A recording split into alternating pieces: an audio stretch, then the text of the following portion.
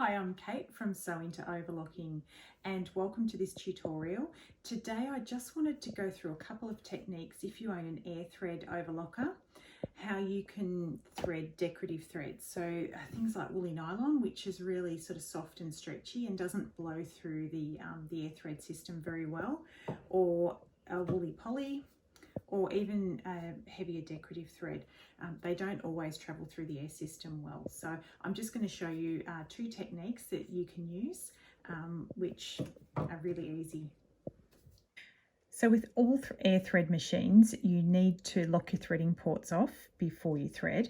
So with this particular model, I just need to move the lever from surging down to threading and then turn the hand wheel until the threading ports lock closed.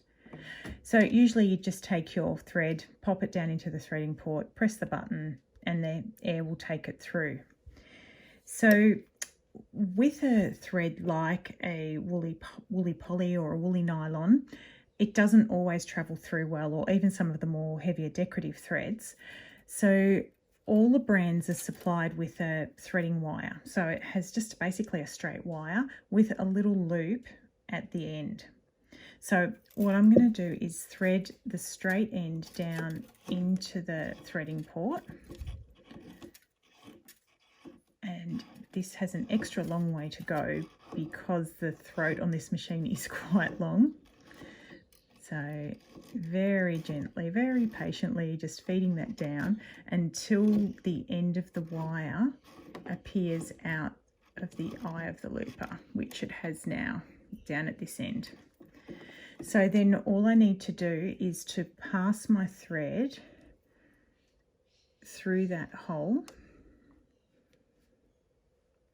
at the end of the wire there and grab the wire from this end, and that will just simply pull the thread through nice and easily. If by chance you can't find your looper wire, and I'm just now going to cut this thread. Always when you're taking the threads out of the machine, make sure that you take it the way the thread travels. Don't ever pull your threads backwards. So now what I'm going to do is, if I didn't have my wire, I would cut a long strand of just my polyester overlocking thread and place both ends. So I'm basically forming a loop, and I've got the two ends of the thread here. And what I'm going to do is pop those down into the threading port.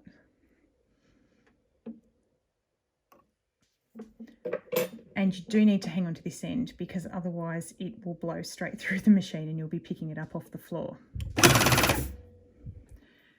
So you'll see now I've got the two ends of the threads through the eye of the looper, and I've got a loop at this end.